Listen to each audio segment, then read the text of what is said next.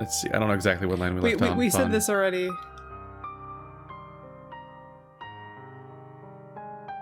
Oh, Virginia is coming into the room. Okay, that's where we left off. Also, everyone, don't worry. I showed her does Bruno Mars is gay. But does he, though? Does he? Does he, though? The door slides open, revealing Virginia. Now you're voicing Neferu and Virginia and Com in the same scene. That's fine. They She have a doesn't great look dynamic. happy. She doesn't look happy that pretty often. Yeah. Immediately, she stalks into the room, eyes on me, glaring. I wonder what exactly it is she's waiting for. Then the door slides shut. What in the name of the Romanus have you done, alien? Neferu chuckles. Easy, Virginia. He's been through quite a lot in the past hour. Easy? Cassius and Cato are in hospital. Amicus is in the dungeons. Cassius is to become emperor. Our plans are in ruins, Neferu. Oh, they were conspiring. Shockingly, the people that came here together were conspiring. And shockingly, probably the most intelligent character. Honestly, they both are really intelligent. Just Virginia's very overtly intelligent. Nefer is like secretly intelligent. Yeah. He's just a sexy boy who's secretly very smart. Or most importantly, they're the characters that are intelligent and also have maybe the same goals as us. Yeah. Because everyone else that seems intelligent seems to be specifically acting against us. The wolf folds her arms and walks around slowly so that she can better look at me. What happened? My first instinct is to stay quiet, cross my eyes in that dull, vacant stare and pretend not to understand. But then I realize I don't have to anymore. I'd come to this realization after the second trial, but now that everything has fallen apart, now that I actually have some protection, I find myself bristling at the she-wolf's accusing stare. Kato's a complete monster. He staged the third trial so that Amicus would lose. I used the Nervo on Cassius and should have done the same to Kato. Then Amicus ripped his visor off. Oh gosh. Yep. Yeah, that was so brutal. That happened. Her face tells is the correct face for this. That's distressing. Nefer is just smiling. Virginia gives me a look of surprise, probably not expecting me to be so honest. Or maybe she's just shocked at how brutal things got. Then she looks to Neferu, who nods in response. But why? That's when I hesitate again. But again, I feel like it doesn't matter much anymore. Amicus made first contact with my species. What? The wolf looks horrified, bringing a paw to her muzzle. Now this is the kind of reaction I'd expect. Why would he do such a thing? I don't know. His research on my planet told him otherwise, I think. Virginia just stares at me, then looks away toward the door. Honestly, knowing your brother, it's not at all that surprising. I know my brother is an idiot. I did not know he's psychotic. Now I really bristle. The idiot thing might be kind of true, but talking about Amicus like this after everything that's happened, while he's sitting in the dungeons, wherever those are, is making me angry. Hey, he had no reason to believe we weren't part of the Galaxius. The library or archives or whatever told him that we were. He just panicked and rushed things when he found out the truth. Look at us defending our own kidnapping. What's that called again? I think that's not real. That, Stockholm Syndrome. Stockholm. I don't think that's real. I've never heard it disproven. To the video essays. I mean, I'm sure people, I don't know, there's probably more to it than originally understood, but I feel like that still happens even now. I think you can see it happening in real time with people. People who are in, like, cultish ideologies, or, like I feel like you can witness it happening so frequently that it comes off as something like a natural I feel like progression for some people. I feel like cults would be a different avenue, though. Well, I mean, it's like in the same vein. Because like in those because Stockholm Syndrome is so specifically, like the example was supposed to be like, I think it was a hostage situation, right? Was the original Stockholm example in Stockholm?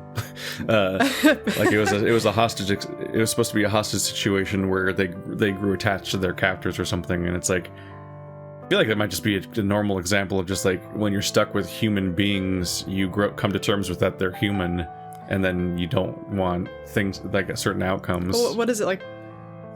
It's like all those Patty Hearsts, or just like all those movies where like a bunch of like people that hate each other are stuck together, and then they like grow to empathize with each other is like a trope. I think it's different. Okay, so no one's gonna get this. No one's gonna know this movie, and if you do, like, mad props. Patty Hearst, but like that was a real person. She was coerced into doing a bank robbery, but it was like at the end, like, people were not really sure if she did it of her own volition. Perfect Crime? No. I was talking about different. A Perfect World is a Clint Eastwood movie. Oh. Back in the day, about a kid who gets kidnapped by a guy who's just using him as a hostage, and ended up like becoming like best friends. And it's a fucking sad ass movie. It makes me cry every time at the end because he steals him a Casper the Ghost costume because the kid's never been able to celebrate Halloween because he's a Jehovah's Witness.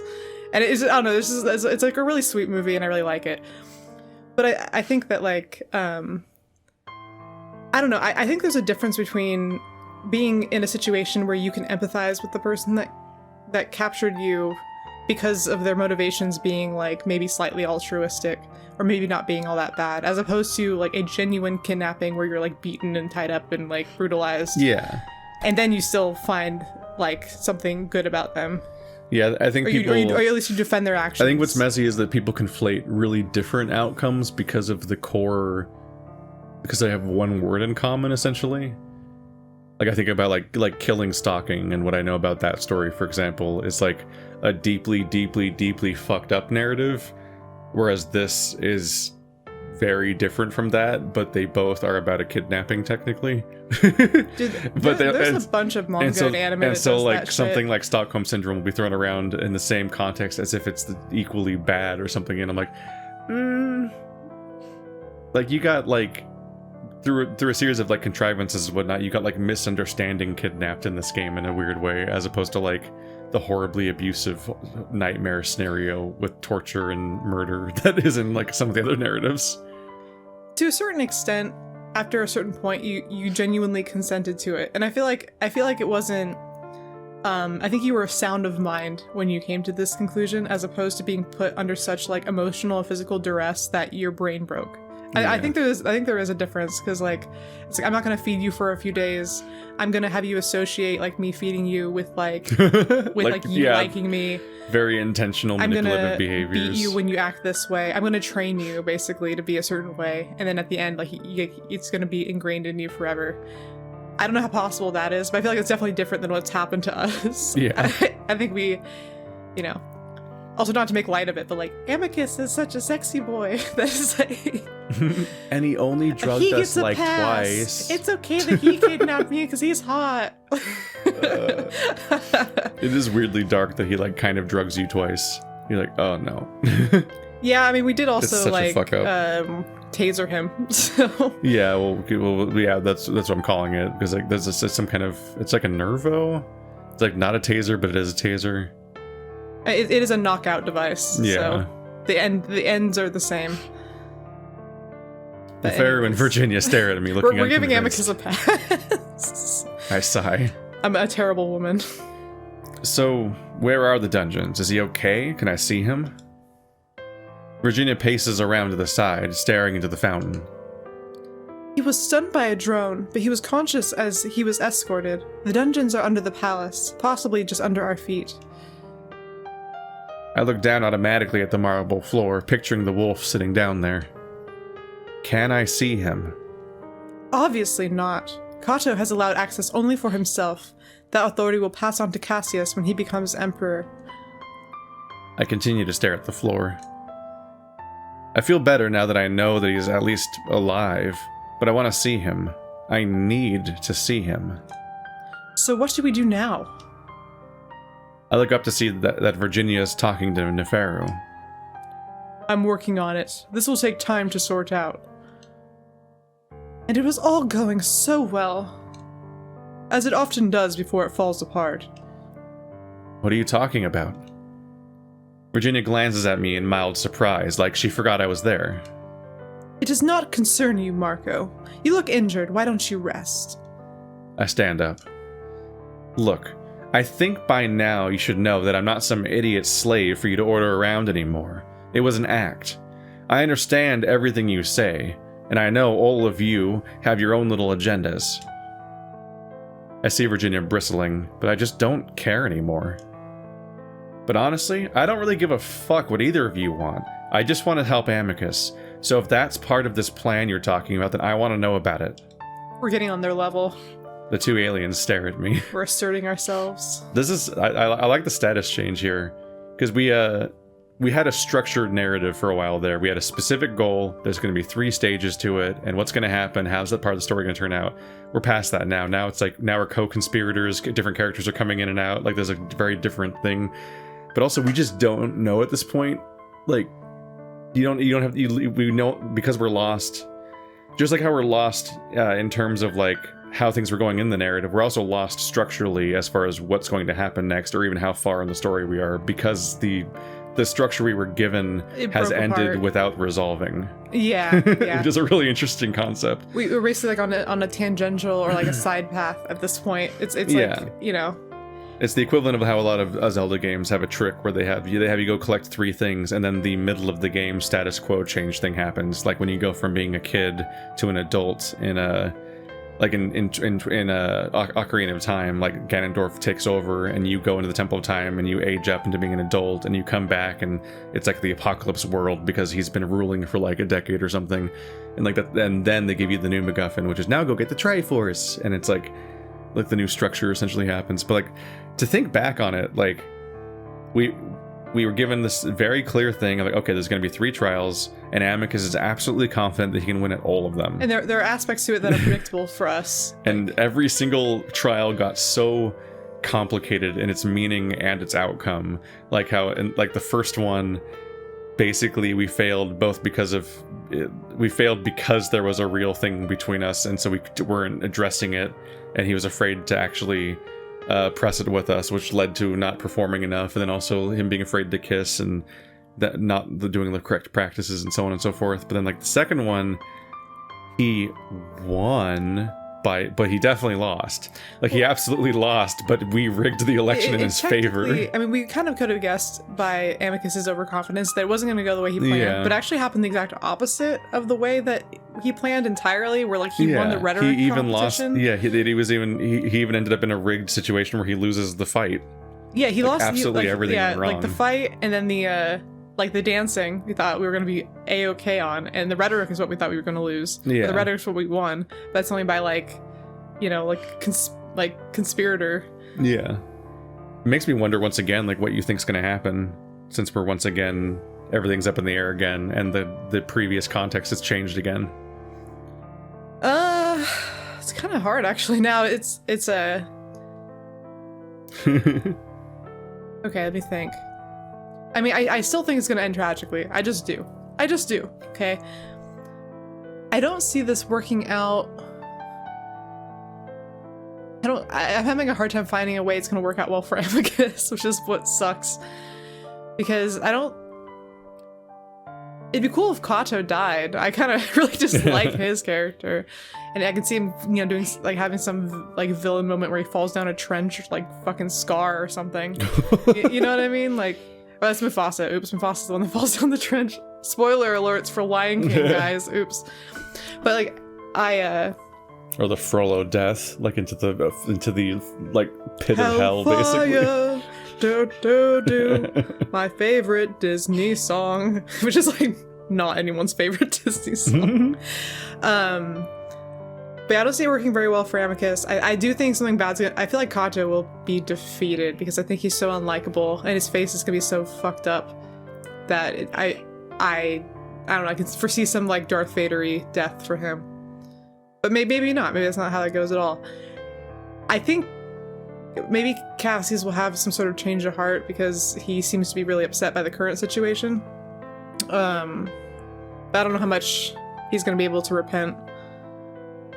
I think we're going to end up going home. I think Neferu will be able to take us. I think Virginia and Neferu are going to figure out a way to make this planet work. But I also don't. I think we're going to get separated from Amicus as a result. I believe in Virginia. I believe in Virginia. I'm rooting for Virginia and Neferu. These two have their shit together. And I think them revealing so late in the story that they were conspiring to do a certain thing the whole time makes me think that they're more likely to achieve it. Only because it's like such a late game reveal. I'm trying to think of how far we are in the story. Oh, see, I don't know. That's the fun thing, right? Oh, fuck. There's no progress bar. You have no idea how far we are. I had like a feel for it, but I thought we were like close to the end earlier because of the 3 trials, right? That's, well, yeah. When you're given a structured goal, you think that's going to be how it goes. I knew there'd be a part after it. I thought Amicus was going to get assassinated, like Fury Road, where they arrive at their destination, but then they turn around. Oh yeah, yeah. That's a great movie.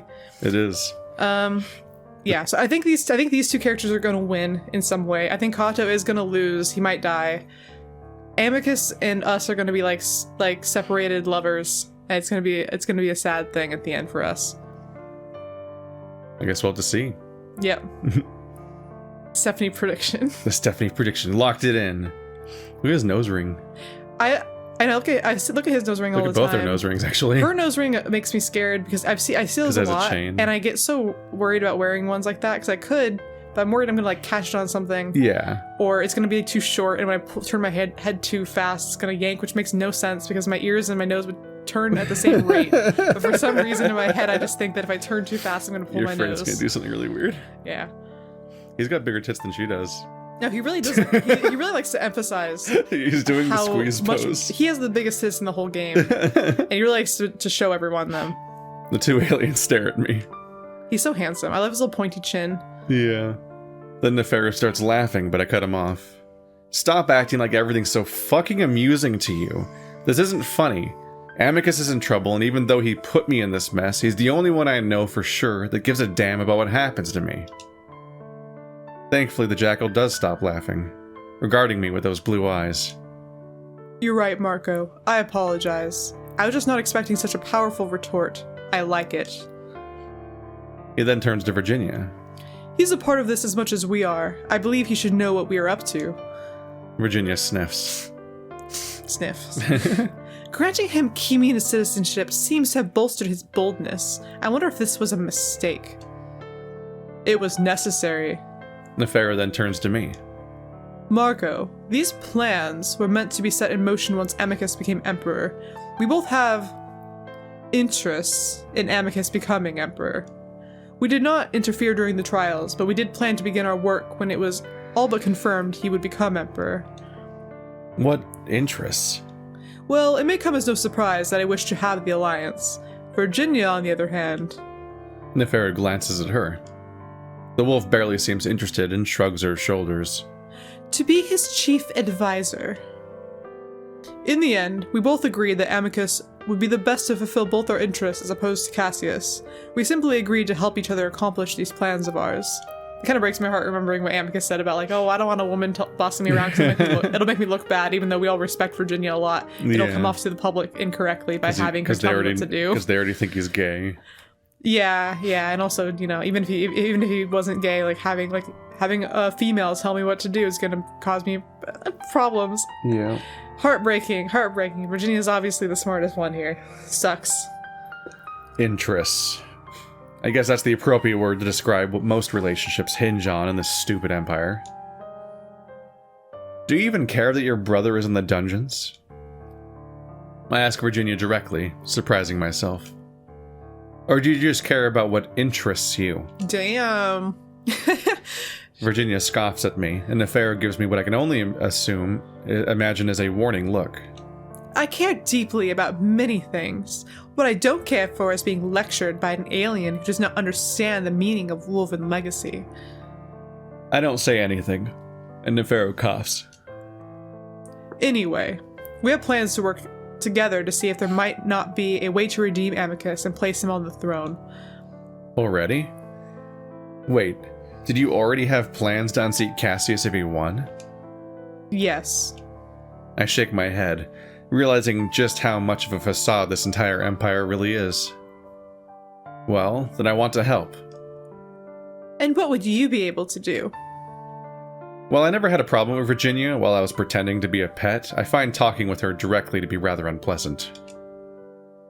but I guess it makes sense that she'd be bitter towards me. I'm technically the reason her brother's in the dungeons, and her chance of being advisor is now 0 under Cassius. Virginia may be right, Marco. You're on unstable ground with Cato and Cassius, the two most powerful wolves on the moon. You should probably stay hidden in my quarters for the foreseeable future. I frown. All day, every day? Yes. I don't like the sound of that at all.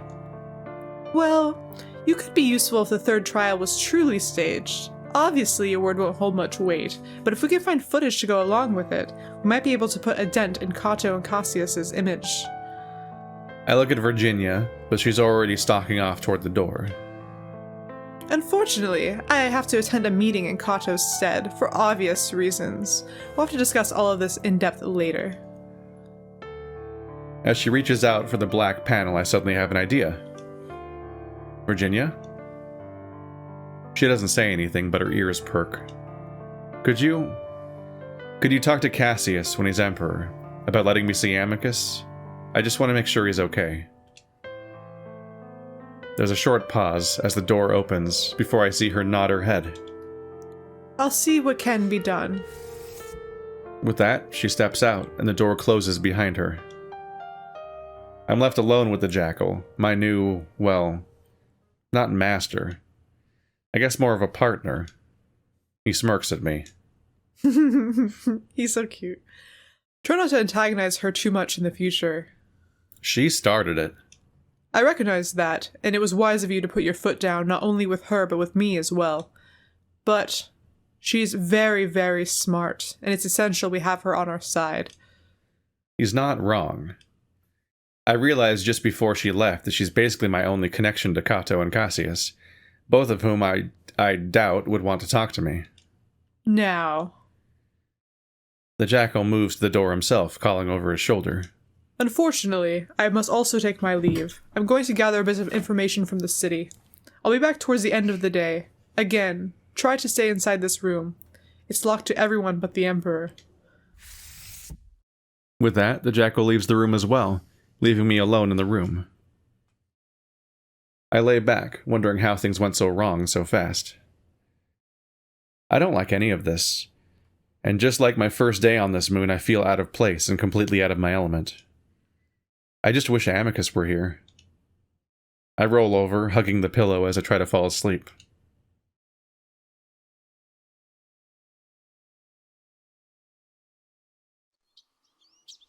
The idea of me staying in Nefera's room constantly for the foreseeable future doesn't last long. Gosh, you disobeyed immediately. In fact, a few hours later, I find myself leaving his quarters and wandering the halls of the palace, like I have so many times before. But his room was the best room. He has his bath. I could stay in there forever. Probably his Wi-Fi. The only room that has Wi-Fi. Cato and Cassius probably won't be back for a little while, so I don't really have anything to be worried about as far as I know. Yeah, as far as you know, fucker. Just as I'm thinking this, I see something out of the corner of my eye. Is that statue digitigrade? No. No. It's like okay, like look at my foot. It's like if you sorry. They just have microphone. really long feet. Yeah, he's like tilting his foot up like he's kind of like standing on partially like his tippy toes. Like a person could do that same pose and it would look very similar. His feet are just huge. It's so hard to tell for sure. No. I see it. He's just like arching his foot and like his toes are bent. I just had a moment of like, hang on a minute. You scared me because you stopped. I was like, what are you? Like, what is he I'm just like, the lore is deep. Did something change? Oh! Jump scare cryptid moment. So scary. A gray tail, green stripes. What the Alexios. Who could that be? Seeing the cat suddenly reminds me of all those suspicions I've been keeping bottled up about him. If only to keep the peace of the palace. Again, with all that thrown out the window, I find myself fast walking in Alex's direction, determined to confront him. I'm a great speedwalker. While I feel like complete shit after what's happened, I also feel completely liberated. Cat's out of the bag. I can basically say whatever I want now. Including that joke. I bet you'd love it. Yeah. Well, mostly. Definitely should still be careful. I turn the corner as I'm thinking this, and find myself standing just a dozen feet away from the cat, Alex bent over as he waters one of the plants. He's humming again, and he's smiling when he looks up at me. That smile immediately vanishes. He drops his watering can, sending it and the contents spilling across the floor with a clanging noise. He basically lost all chance of looking not suspicious in the first second he saw me. Marco, how are you this fine morning? Terrible. What are you doing? Oh, I'm so sorry to hear that. Are you feeling ill? What happened to your arm? Alex's eyes go to the bandage on my bicep, but I ignore him, taking a step forward. In response, he takes one back. What have you been up to? Up to? His eyes dart left and right, as if looking for an escape. Telling the Pharaoh about me? Telling the Triumvirates about what I told you? I don't know if he actually did the last one, but his reaction seems to tell me. Did. His eyes widen and he backs away. I have no idea. Did you talk to Kato yesterday, after you saw me in the gardens last night? You realize what's happening right now, right? Marco, you're scaring me. The cat continues to back away. I follow, and that's when Alex just gives up on his act, turns tail and sprints down the hall. Before I know it, I'm running after him, eyes focused on his thrashing tail as his sandals slap against the marbled floor. I can picture that sound so much. I like the little tricks they do to try to animate this a little bit, like how his expression changes before he disappears. Like just these little, there's so little you can do with a visual novel. So like the little tricks they're doing add like little sparks of emotion. I think a lot of this is like every once in a while there's like a descriptive sentence. I'm like, that's a great description. Because in a situation where as with reading an actual novel where you aren't able to like visually see these things, it's great to have it explained. Especially because we have these characters that we have to look at and we know how their bodies look to an extent. But to visualize them moving in particular ways is something that we have to fill in the blanks for ourselves. So I can picture him. Also, if he has sandals, then he's plantigrade. Yes. I mean, you think they can't make sandals for the Digimons? That sounds difficult. I don't know how that would work. I've seen people invent shoes for furries, and it's very entertaining because it's very strange a lot of the time. I've almost bought those a lot of them have heels. Yeah, so I've almost bought those heels that look like you have. I wanted the cloven hoof ones, so I could dress like Satan, or not Satan, but like Baphomet. You know, I don't know. I have weird interests, so stop chasing me. I don't know what you want. I don't bother responding, starting to reach out and grab the back of his robes. Just as I make contact, though, he comes to a sudden halt, pressing himself against the wall, so I stumble and slide past him.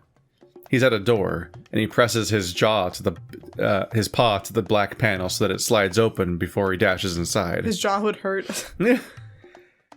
I don't think he was really thinking about where he was going to end up, but I know that's the bathing room, and I know he's trapped. I turn around and run inside after him, just in time to see him, still sprinting, slip dramatically on the wet floor, flying through the air for a moment before landing painfully on the corner of the bath. Oh no. I hear him wheeze before he plunges into the hot water. If he lost his breath, it's back when he comes up with a gasp, letting that all out in a scream of pain. Ah, hot! The cat scrambles out of the water clumsily, scrabbling at the sides with his claws before finally rolling out, looking small and disheveled with his fur all matted up against his chin. He curls up and, to my surprise, I see that he's crying. This sight alone is enough to give me some doubts that Alex is the conniving saboteur I think him to be. He looks so pathetic right now. I stand over him a bit, looking down at his pitiful form before clearing my throat. Are you okay? Okay, I think you broke my ribs. Me? You're the one that ran away for no reason. No reason. You advanced upon me in a threatening manner. Look at the tears. The cat curls up again and makes some more sobbing noises, and I'm between believing him and believing that he's flat out faking. Sit on the bench. I reach down a hand to help him, but he swats it away. I narrow my eyes. Answer my questions, Alex. The cat finally sits up, sniffling and rubbing at his nose while the other paw clutches at his side. I have no answers. I'm simply a pet. Painfully, Alex gets to his feet before setting himself gingerly on the bench while stripping off his wet robe. Yeah, and I was simply a pet just yesterday. I'm not as stupid as you think, Alexios. There's the face. There's the face. Alex looks up at me, that pathetic, sad look replaced by one that I can't really explain. When he remains quiet, I try again. It's very stern. Yeah. It breaks character of the role that he's been playing the entire game. It's such a good moment that he shows it once in that first conversation, and then never again. And you're like, what was that face? He shows it every once in a while, but it's only like in moments of immense seriousness, and it's always yeah. like... I mean the first conversation though, he only shows it when he says it does, doesn't it? that one moment where you break through. You're like, oh. I get this guy a little bit more. The Applebee's persona went away for a second. Oh my gosh. Oh, hi, welcome to Chili's. Hi, welcome to Chili's. Gosh, I have missed that meme so much. What the fuck? I have no idea. The hi, welcome to Chili's guy. I don't understand. It's a guy doing it in the mirror. He's practicing for his job at Chili's, but he's not wearing a shirt. And he's just like, he's so awkward looking. He's like, hi, welcome to Chili's. Oh, and then my dear friend Kendall went to the country, Chile. And when he got there, he sent me a video of him going, hi, welcome to Chile. And it made me so happy. I mean, that seems really good. It's a really expensive joke. Well, I don't think it was all for that joke, but wasn't it though? If it was, that would honestly be like mad, extra mad props. I know everyone has interests here. What are yours? Maybe we have the same ones. You're not being very subtle, are you? What you did yesterday wasn't subtle at all. Who else would have told Kato that I was conscious again? That me and Amicus are lovers? Alex frowns and then shrugs. How am I supposed to know? I told Cassius last night. He could have told a number of people, especially Kato. That makes me pause. Of course Alex talks to Cassius on a regular basis, probably every night. It would make much more sense that the wolf was the one to tell Kato, rather than Alexios. But what about the lovers thing? You were the only one that suspected. Well, him and Neferu, but I know Neferu wouldn't tell. Alex scoffs, having taken off his robe in the process of examining his side. It looks fine to me, no blood or anything, but he winces as he prods at it. You think it wasn't obvious? It was a prominent rumor ever since the first trial. That, and I guess Kato did walk in on us in bed together. I find my resolve failing a bit. Then I remember Neferu again. But Neferu told me that you confessed my intelligence to him. Why would you do that? This time the cat's reaction is rather different, his ears blushing as he looks away. He was curious about you, and he can be persuasive. I'm sorry I told him, but again, I thought it was obvious, and I didn't think he'd tell you. Persuasive? He is very persuasive. Alex scowls, massaging his ribs. I glare at the cat, wondering if I just made a huge mistake. But what about the triumvirates? I told you first, and then they all suddenly found out somehow. Alex quirks his head. Well, Cassius was discussing it with someone else, wasn't he? Virginia. Maybe it was that person. It's extremely suspect how easily he has answers for all these. He's like... Because it makes it sound like practiced. Me. He's the kind of person that thinks of the excuse for the lie before they lie. Yep. It's too perfect, because it's like 5 things we've called him out on, and he instantly has an answer for every single one. I'm like, no one has answers that fast. It's one of those things where it's like, oh, am I going to do this thing? It's like, If I do this thing and I get caught, and if I say this, will it work out for me? It's like, okay, that seems like that would check. Like, you have this like, little like brain check. We're like, okay, yeah, no, I think that could work. And then if there's ever a situation where like I'm forced to lie immediately, I immediately after that second think of what I'm going to say if it comes up again later. It's just like a good defense mechanism. This guy's very smart. I have respect for his methods. I mean, I do think it is, but all that he's saying is honestly very plausible, which is why it's very good, because he could be telling the truth. I don't think he is. It's agony. Yeah. I don't trust him. But he's either innocent or extremely good at gaslighting people. Like some kind of ambassador. Yeah. It's like he's in politics or something. Nefero had said they hadn't interfered at all in the trials, and Virginia didn't show any indication that she might have sabotaged her own brother. But then again, I have the feeling that she's probably a lot better at acting than anyone else here.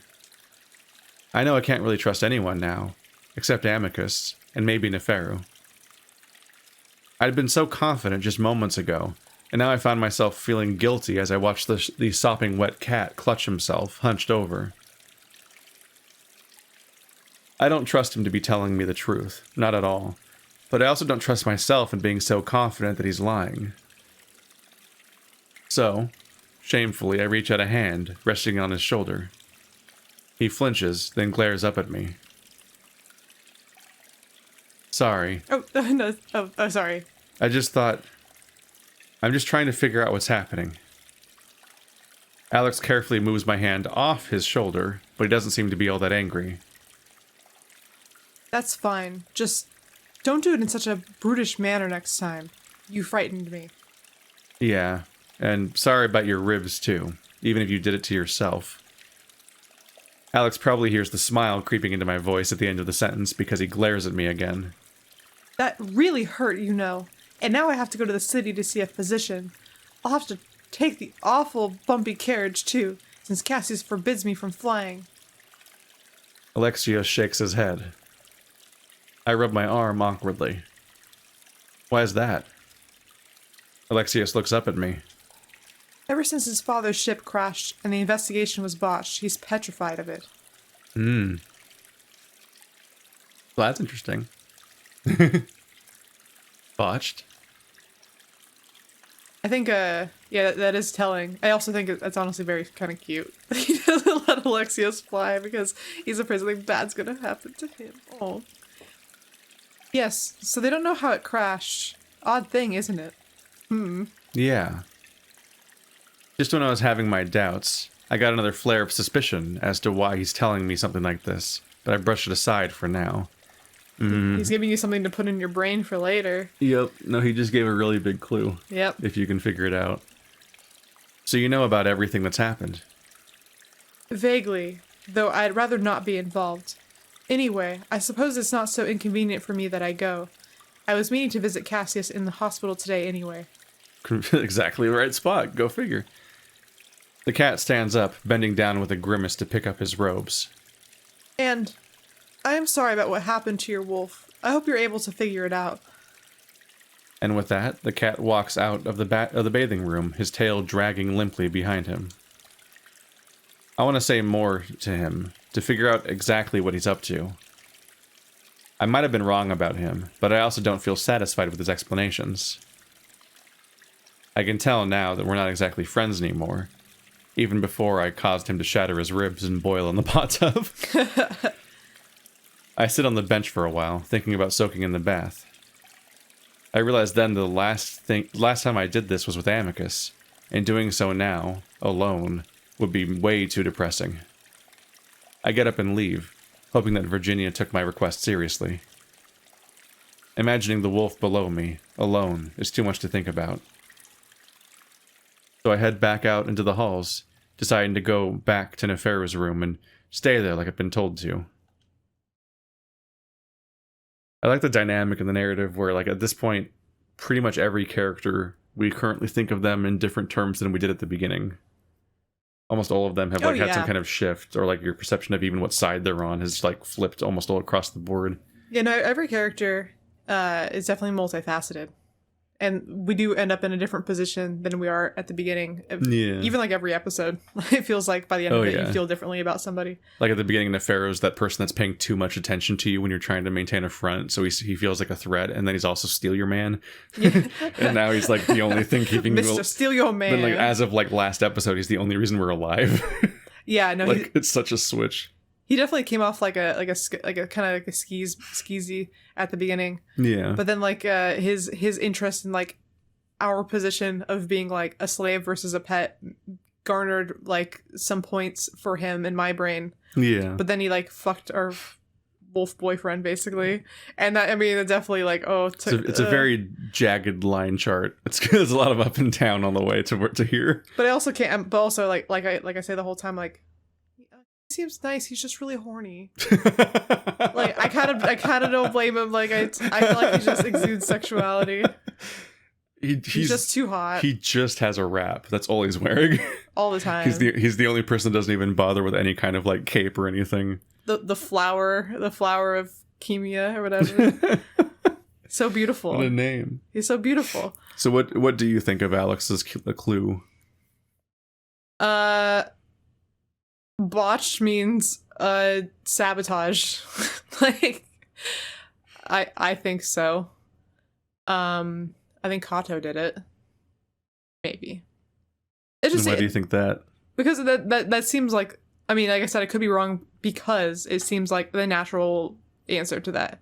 It seems it's almost trope-ish that it would be him. But it could also be like some political move. But I also don't know why that would benefit. I was trying to think like who that would benefit in terms of like, I was gonna say, could it be like a Kimian? But like, why would that happen? But also it could be like, maybe it's retaliation from the parents.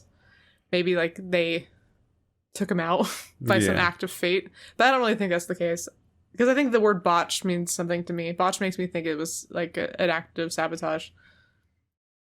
Oh, it's weird. It was botched. Like, it's weird, right? You know, like as Alexios kind of says it.